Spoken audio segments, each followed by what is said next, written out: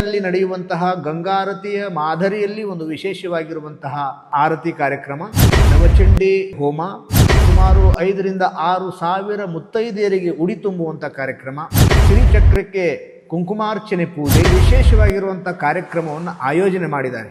ಅದು ಕೇವಲ ಸ್ವಂತಕ್ಕಲ್ಲ, ಅದು ಕೇವಲ ಸ್ವಾರ್ಥಕ್ಕಲ್ಲ, ಲೋಕ ಕಲ್ಯಾಣದ ದೃಷ್ಟಿಯನ್ನಿಟ್ಕೊಂಡು ಈ ಕಾರ್ಯಕ್ರಮ ಮಾಡೋದು ಉದ್ದೇಶ ಇಷ್ಟೇ. ಈ ಸ್ವಾರ್ಥವನ್ನು ಬಿಟ್ಟು ನಿಸ್ವಾರ್ಥ ಭಗವಂತನ ಸೇವೆ.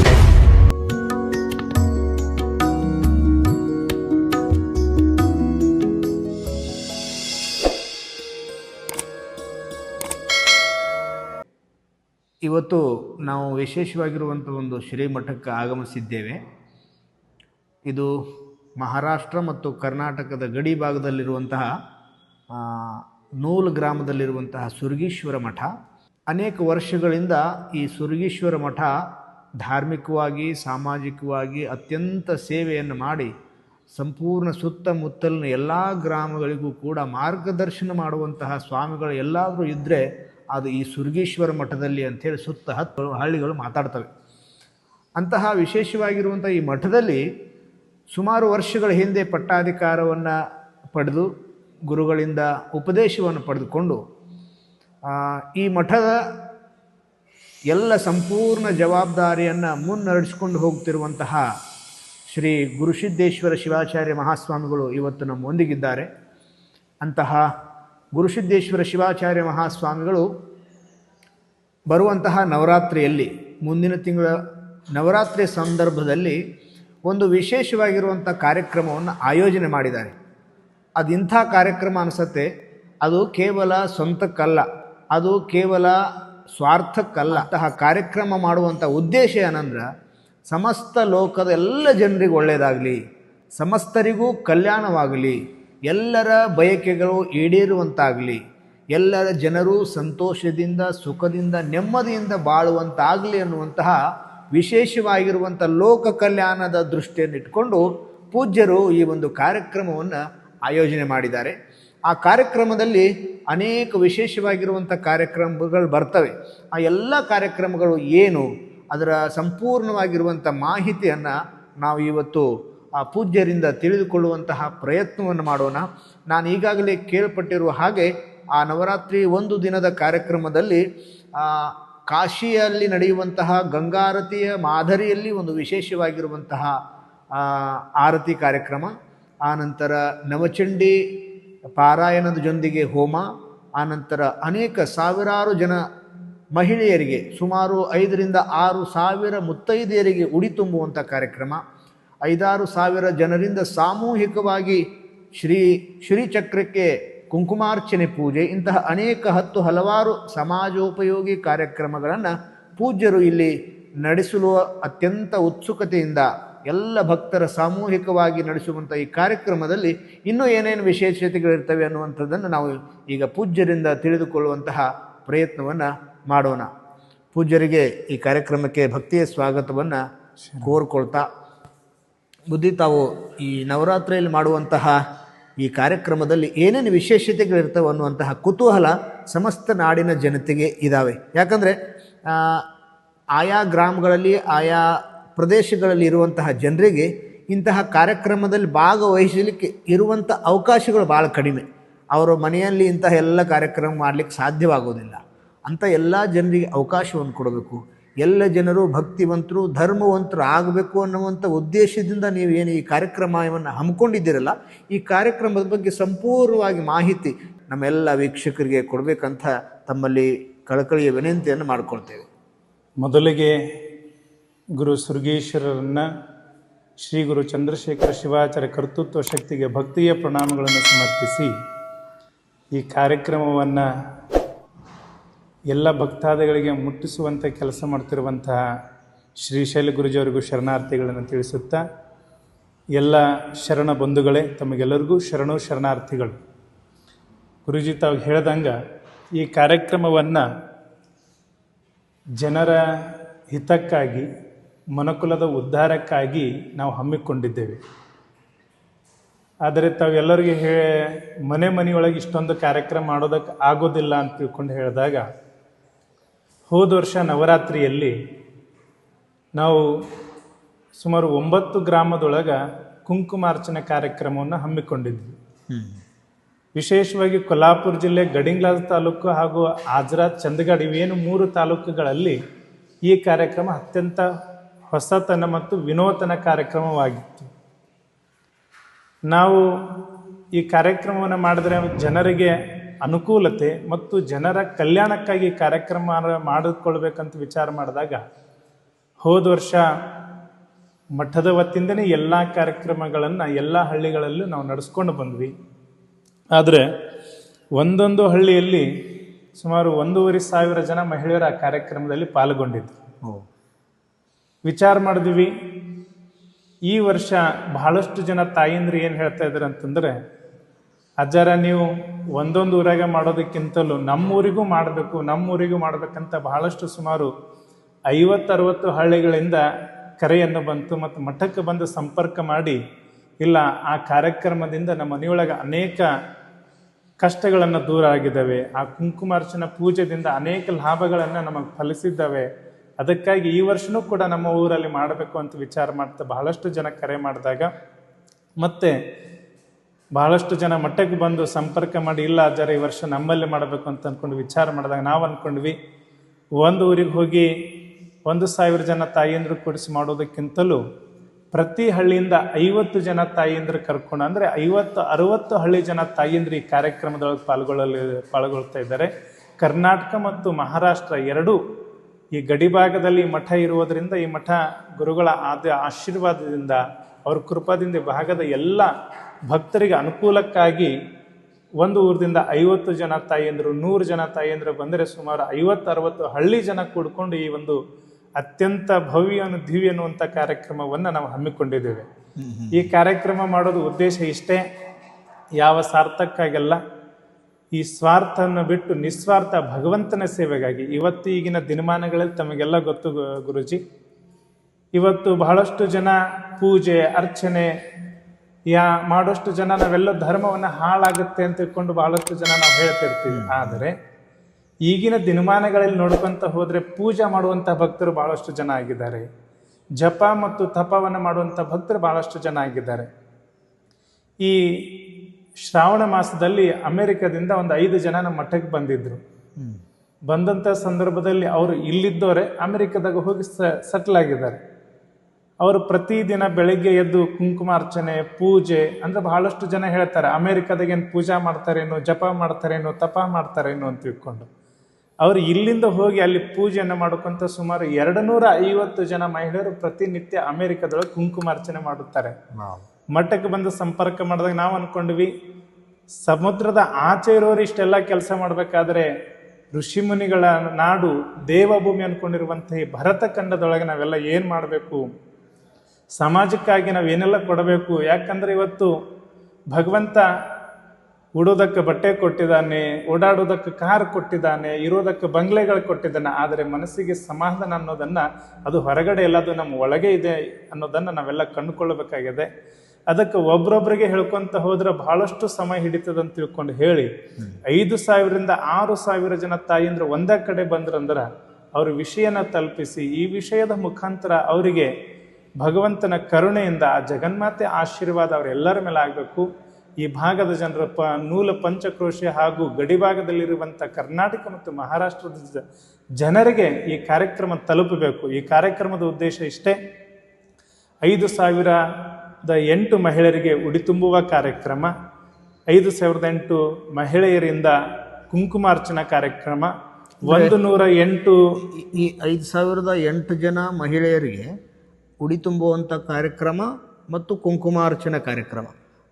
ಬುದ್ಧಿ ತಮ್ಮಲ್ಲಿ ಮತ್ತೊಂದು ಅರಿಕೆ ಏನಂದರೆ, ಈ 5,000 ಜನರಲ್ಲಿ ನಾವು ಭಾಗವಹಿಸಬೇಕು ಅನ್ನುವಂಥವ್ರು ಯಾವ ರೀತಿ ಅವರು ಈ ಕಾರ್ಯಕ್ರಮದಲ್ಲಿ ಭಾಗವಹಿಸಲಿಕ್ಕೆ ಕೆಲವು ನಿಯಮಗಳು ಏನು, ಅವರು ಹೇಗೆ ತಮ್ಮನ್ನು ಕಾಂಟ್ಯಾಕ್ಟ್ ಮಾಡಬೇಕು, ಈ ಕಾರ್ಯಕ್ರಮದಲ್ಲಿ ನಾವು ಭಾಗವಹಿಸಬೇಕು ಅನ್ನುವಂಥ ಅನೇಕ ಜನ ಮಹಿಳೆಯರ ಆಸಕ್ತಿ ಇರ್ತದೆ. ಅಂಥವ್ರು ಈ ಕಾರ್ಯಕ್ರಮದಲ್ಲಿ ಭಾಗವಹಿಸಬೇಕಾದ್ರೆ ಏನು ಮಾಡಬೇಕು?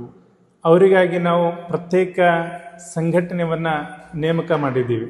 ಶ್ರೀ ಸುರಗೀಶ್ವರ ಸಂಸ್ಥಾನ ಮಠ ಗಡಿಂಗ್ಲಾಜ್ ತಾಲೂಕು ನೂಲು ಗ್ರಾಮದಲ್ಲಿ ಬರುವಂಥ ಮಠಕ್ಕೆ ಸಂಪರ್ಕ ಮಾಡ್ಬೋದು. ನಮ್ಮ ದೂರವಾಣಿ ಸಂಖ್ಯೆಯನ್ನು ನಾವು ಕೊಡೋರಿದ್ದೀವಿ.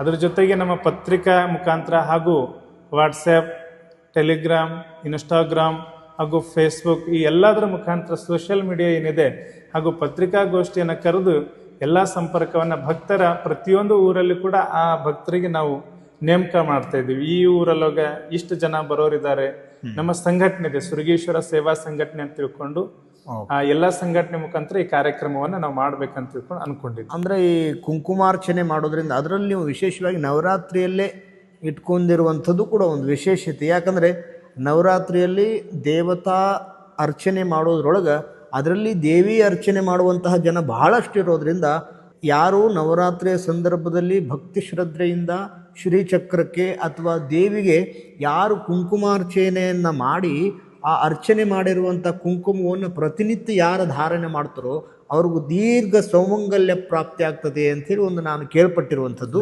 ಅದೇ ಕಾರಣಕ್ಕೆ ಯಾಕಂದ್ರೆ ದೇವಿ ಪಾರಾಯಣದೊಳಗೆ ನಾವೆಲ್ಲ ನೋಡ್ಕೊಂಡು ಬಂದಾಗ ಗೊತ್ತಾಗುತ್ತೆ, ನವರಾತ್ರಿನ ಹೊರತುಪಡಿಸಿ ಇತರೆ ದಿನಗಳಲ್ಲಿ ಏನು ಪಾರಾಯಣ ಮಾಡಿರ್ತೀವಲ್ಲ ಅದ್ರದ್ದು ಅಧಿಕ ಫಲ ಸಿಗಬೇಕಂದ್ರೆ ಅದು ನವರಾತ್ರಿ ಇಲ್ಲ ಅಂತ ತಿಳ್ಕೊಂಡು, ಅದಕ್ಕೆ ನವರಾತ್ರಿ ಒಳಗ ಜಗನ್ಮಾತೆಯನ್ನ ಕುಂಕುಮಾರ್ಚನೆ ಮಾಡಿ ಆ ಕುಂಕುಮ ಹಚ್ಕೊಳ್ಳೋದ್ರಿಂದ ಎಲ್ಲ ಬರುವಂತ ದೋಷಗಳನ್ನ ದೂರ ಆಗಿ ಮನುಕುಲದ ಉದ್ಧಾರಕ್ಕಾಗಿ ಮನಃಶಾಂತಿಗಾಗಿ ಹಾಗೂ ಮನೆಯ ಶಾಂತಿಗಾಗಿ ಈ ಒಂದು ಕುಂಕುಮಾರ್ಚನೆ ಕಾರ್ಯಕ್ರಮವನ್ನು ಅದೇ ತಾಯಿಂದ್ರ ಮಾಡಿಸ್ಬೇಕಂತ ತಿಳ್ಕೊಂಡು ಒಂದು ಸಂಕಲ್ಪವನ್ನು ನಾವು ಇಟ್ಕೊಂಡಿದ್ವಿ. ಈಗ ತಾವು ಕೇವಲ ಮಹಿಳೆಯರ ಕಡೆಯಿಂದ ಈ ಕುಂಕುಮಾರ್ಚನೆ ಮಾಡಿಸ್ತಿರೋ ಅಥವಾ ಅವರು ಬರುವಂಥ ಮಹಿಳೆಯರು ತಮ್ಮ ತಮ್ಮ ಸಂಕಲ್ಪವನ್ನು ತಾವು ಮಾಡಿ ಕುಂಕುಮಾರ್ಚನೆ ಮಾಡ್ತಾರೆ, ಅದ್ರ ಜೊತೆಗೆ ಲೋಕ ಕಲ್ಯಾಣಾರ್ಥವಾಗಿ ತಾವು ಏನಾದರೂ ಅಲ್ಲಿ ಕುಂಕುಮಾರ್ಚನೆ ಮಾಡ್ತೀರಾ? ಹೇಗೆ? ನಾವು ಮಾಡ್ತಾ ಇದ್ದೀವಿ ಕುಂಕುಮಾರ್ಚನೆ ಕಾರ್ಯಕ್ರಮದೊಳಗೆ.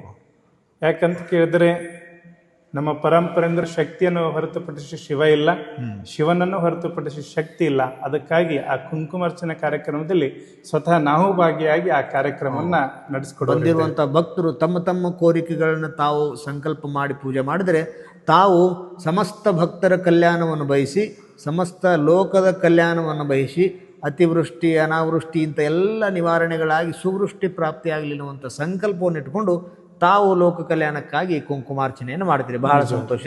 ಅದ್ರ ಜೊತೆಗೆ ಇಲ್ಲಿ ಮತ್ತೆ ಯಾವ ಕಾರ್ಯಕ್ರಮಗಳನ್ನ ಆಯೋಜನೆ ಮಾಡಿದ್ದೀರಿ ತಾವು? ಅದ್ರ ಜೊತೆಗೆ ಕಾಶಿಯಲ್ಲಿ ಬಹಳಷ್ಟು ಜನ ನಮ್ಗೆ ಹೇಳ್ತಿರ್ತಾರೆ, ಅಜ್ಜರ ಕಾಶಿಯಲ್ಲಿ ಹೋದಾಗ ಕಾಶಿ ವಿಶ್ವನಾಥನ ದರ್ಶನ ಮಾಡಿಕೊಂಡಿದ ನಂತರ ಸಾಯಂಕಾಲ ನಡೆಯುವಂಥ ಗಂಗಾ ಆರತಿ ನೋಡಿದ್ರೆ ಅದು ಏನೋ ಒಂದು ಥರ ಆನಂದ ಅಂತ ತಿಳ್ಕೊಂಡು ಬಹಳಷ್ಟು ಜನ ವ್ಯಕ್ತ ಮಾಡಿದಾಗ ನಾವು ಅಂದ್ಕೊಂಡ್ವಿ, ಹಳ್ಳಿಯಲ್ಲಿರುವಂಥ ಜನ ಅವ್ರು ಇನ್ನೂ ಕಾಶಿ ಹೋಗೋಕ್ಕಾಗಲ್ಲ, ಗಂಗಾ ಆರತಿ ನೋಡೋಕ್ಕಾಗಲ್ಲ, ಅದಕ್ಕಾಗಿ ಗಂಗಾ ಆರತಿಯ ಮಾಡುವಂಥ ಏನು ಪಂಡಿತರಿದಾರಲ್ಲ ಅವ್ರನ್ನೇ ಕರೆಸಿ ಶ್ರೀಮಠದ ವತಿಯಿಂದ ಸುರಗೀಶ್ವರ ಹಾಗೂ ನವದುರ್ಗಿಯರ ಆರತಿ ಅಂತ ತಿಳ್ಕೊಂಡು ನಾವು ಆ ದಿನದ ಕಾರ್ಯಕ್ರಮದಲ್ಲಿ ತಗೊಳ್ತವರಿದ್ದೇವೆ. ಅದ್ಭುತ. ಹಾಗಾದರೆ ಯಾರು ಕಾಶಿಗೆ ಹೋಗಿಲ್ಲ, ಯಾರು ಗಂಗಾರತಿಯನ್ನು ಸ್ವತಃ ಸಾಕ್ಷಾತ್ ದರ್ಶನ ಮಾಡಿಲ್ಲ, ಯಾರು ಆ ಒಂದು ಭಾಗ್ಯವನ್ನು ಇನ್ನೂ ಪಡ್ಕೊಂಡಿಲ್ಲ ಅಂಥವ್ರಿಗೆ ಸುರಗೀಶ್ವರ ಮಠದಲ್ಲಿ ಇದೊಂದು ಅದ್ಭುತವಾಗಿರುವಂಥ ಅವಕಾಶ. ಯಾರ್ಯಾರು ಕಾಶಿಯಲ್ಲಿ ಗಂಗಾ ಆರತಿಯನ್ನು ವೀಕ್ಷಣೆ ಮಾಡಿಲ್ವೋ ಅಂಥವ್ರೆಲ್ಲರೂ ಮುಂದಿನ ತಿಂಗಳು 4ನೇ ತಾರೀಕು ದಸರಾದೊಳಗೆ 4ನೇ ತಾರೀಕು ಬಂದು ಈ ಒಂದು ಕಾರ್ಯಕ್ರಮದಲ್ಲಿ ನೀವು ಭಾಗವಹಿಸಿದ್ರಿ ಅಂದರೆ ಸಾಕ್ಷಾತ್ ಕಾಶಿಯಲ್ಲಿ ನಡೆಯುವಂಥ ಗಂಗಾ ಆರತಿಯನ್ನು ವೀಕ್ಷಣೆ ಮಾಡಿರುವಂಥ ಫಲನೇ ಈ ಸುರಗೀಶ್ವರ ಆರತಿಯ ವೀಕ್ಷಣೆ ಮಾಡೋದ್ರಿಂದ ದೊರಕ್ತದೆ ಅನ್ನುವಂತಹ ವಿಶೇಷವಾಗಿರುವಂಥ ಪೂಜ್ಯರನ್ನ ಮಾತುಗಳನ್ನು ಕೇಳಿದರೆ ಎಲ್ಲರೂ ಕೂಡ ವೀಕ್ಷಕರೇ ತಾವೆಲ್ಲರೂ ಕೂಡ ಈ ಒಂದು ಕಾರ್ಯಕ್ರಮಕ್ಕೆ ಬಂದು ಆ ಕಾರ್ಯಕ್ರಮದಲ್ಲಿ ಭಾಗವಹಿಸಿ ಗಂಗಾರತಿಯ ಮಾದರಿಯ ಈ ಸುರಗೀಶ್ವರ ಆರತಿಯನ್ನು ವೀಕ್ಷಣೆ ಮಾಡಬೇಕು ಅನ್ನುವಂತಹ ಸೂಚನೆಯನ್ನು ಈ ಮೂಲಕ ಕೊಡಮಾಡ ಬಯಸ್ತಾ, ಆಮೇಲೆ ಈ ಕಾರ್ಯಕ್ರಮದಲ್ಲಿ ಮತ್ತೆ ಏನಾದರೂ ವಿಶೇಷವಾಗಿ ಅಂದರೆ ನವಚಂಡಿ ಯಾಗವನ್ನ ಸುಮಾರು 108 ಶಾಸ್ತ್ರಿಗಳಿಂದ ಅದನ್ನ ಹಾಗೂ 9 ಜನ ವೇದ ವಿದ್ವಾಂಸರಿಂದ ಆ ನವಚಂಡಿಯಾಗ ಪಾರಾಯಣವನ್ನು ಕೂಡ ನಾವು ಮಾಡಿಸ್ಬೇಕಂತ ತಿಳ್ಕೊಂಡು ಹಮ್ಮಿಕೊಂಡಿದ್ದೇವೆ. ಅನೇಕ ಶಾಸ್ತ್ರಿಗಳು ಈ ಕಾರ್ಯಕ್ರಮದಲ್ಲಿ ಭಾಗಿಯಾಗೋರಿದ್ದಾರೆ. ಕರ್ನಾಟಕ, ಆಂಧ್ರ, ಮಹಾರಾಷ್ಟ್ರ, ತೆಲಂಗಾಣ ಈ 4 ರಾಜ್ಯದ ಶಾಸ್ತ್ರಿಗಳು ಕೂಡ ಈ ಕಾರ್ಯಕ್ರಮದಲ್ಲಿ ಭಾಗಿಯಾಗೋರಿದ್ದಾರೆ.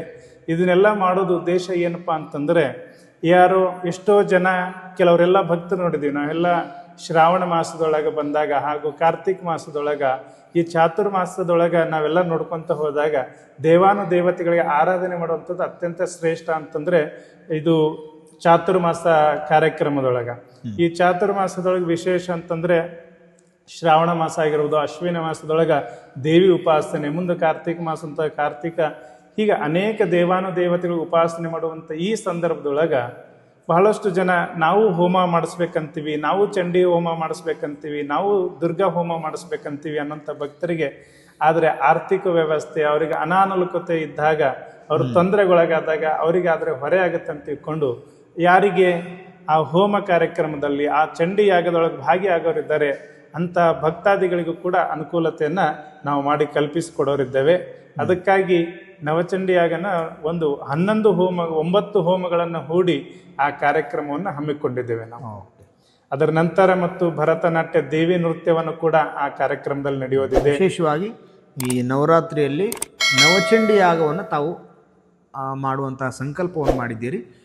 ಭಕ್ತಾದಿಗಳಲ್ಲಿ ವೀಕ್ಷಕರಲ್ಲಿ ಇನ್ನೊಂದು ವಿಶೇಷ ಏನಂದರೆ, ಯಾರು ಈ ಚಂಡಿ ಪಾರಾಯಣವನ್ನು ಶ್ರವಣ ಮಾಡ್ತಾರೋ, ಯಾರು ಈ ಚಂಡಿ ಹವನದಲ್ಲಿ ಭಾಗವಹಿಸ್ತಾರೋ ಅಂಥವರು ವಿಶೇಷವಾಗಿರುವಂಥ ದೇವಿಯ ಅನುಗ್ರಹಕ್ಕೆ ಪಾತ್ರರಾಗ್ತಾರೆ ಅನ್ನುವಂಥ ಶಾಸ್ತ್ರಗಳ ವಚನಗಳಿವೆ.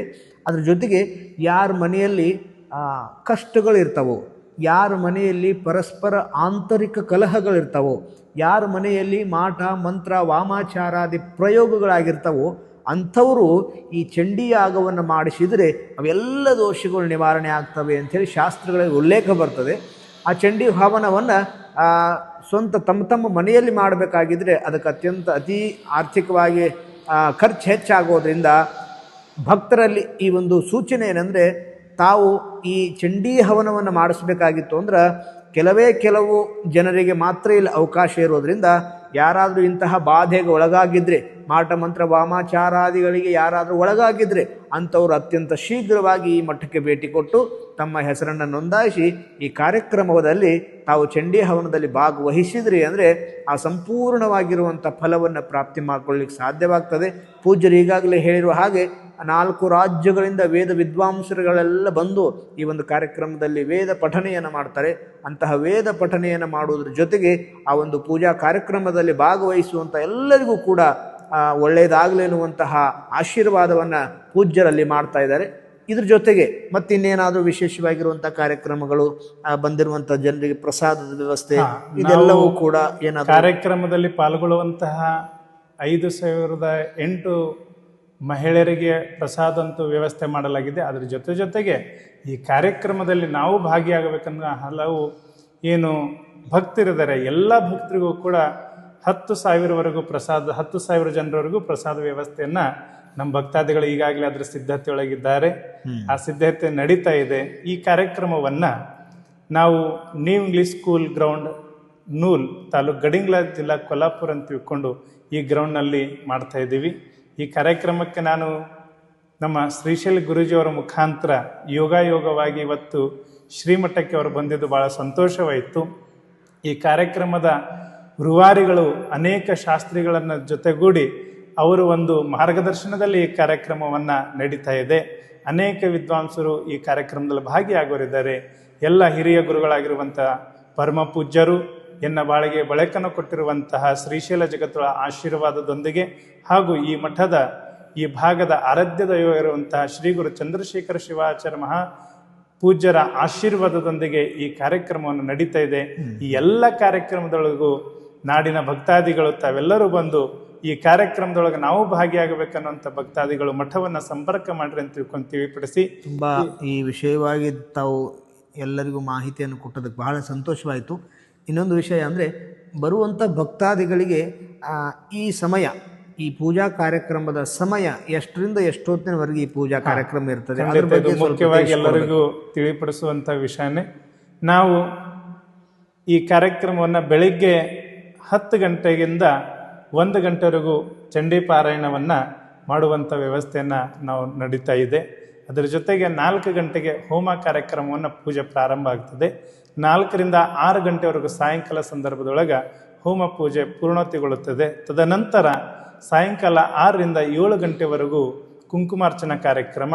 7 ಗಂಟೆ ನಂತರ 7:45 ನಿಮಿಷದವರೆಗೂ ಮಹಾಮಂಗಳಾರತಿ ಕಾರ್ಯಕ್ರಮ ಹಾಗೂ 15ರಿಂದ 20 ನಿಮಿಷ ಪ್ರವಚನ ಕಾರ್ಯಕ್ರಮ.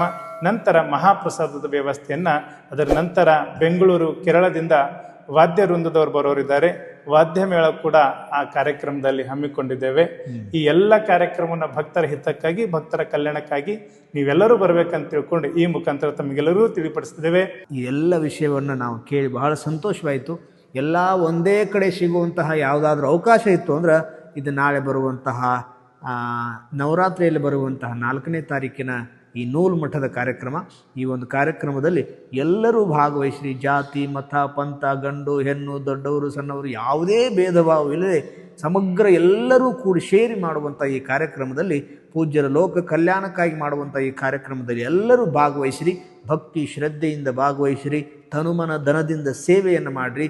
ಪೂಜ್ಯರ ಆಶೀರ್ವಾದ ಹಾಗೂ ಚಂಡೀದೇವಿಯ ಅನುಗ್ರಹಕ್ಕೆ ಪಾತ್ರರಾಗಿ ಎಲ್ಲರೂ ಕೂಡ ಈ ಒಂದು ಸಮಾಜದಲ್ಲಿ ಎಲ್ಲವೂ ಕೂಡ ಸುಗಮವಾಗಿ ಸಾಗಲಿ, ಎಲ್ಲರಿಗೂ ಒಳ್ಳೆಯದಾಗಲಿ, ನಾಸ್ತಿಕರೂ ಕೂಡ ಆಸ್ತಿಕರಾಗಿ ಪರಿವರ್ತನೆ ಆಗಲಿ ಅನ್ನುವಂಥ ಭಾವನೆಯಿಂದ ಈ ಕಾರ್ಯಕ್ರಮದಲ್ಲೆಲ್ಲರೂ ಕೂಡ ಭಾಗವಹಿಸಿ ಈ ಕಾರ್ಯಕ್ರಮದ ಸಂಪೂರ್ಣವಾಗಿರುವಂಥ ಉಪಯೋಗವನ್ನು ತಾವೆಲ್ಲರೂ ತೆಗೆದುಕೊಳ್ಬೇಕು ಅನ್ನುವಂತಹ ಮಾತನ್ನು ಈ ಮೂಲಕ ತಿಳಿಸ್ತಾ ನಮ್ಮ ಈ ಒಂದು ಸಂದರ್ಶನವನ್ನು ಪೂರ್ಣಗೊಳಿಸ್ತಾ ಇದ್ದೇವೆ. ಎಲ್ಲರಿಗೂ ನಮಸ್ಕಾರ. ತಮಗೆಲ್ಲರಿಗೂ ಶುಭವಾಗಲಿ, ಮಂಗಲವಾಗಲಿ.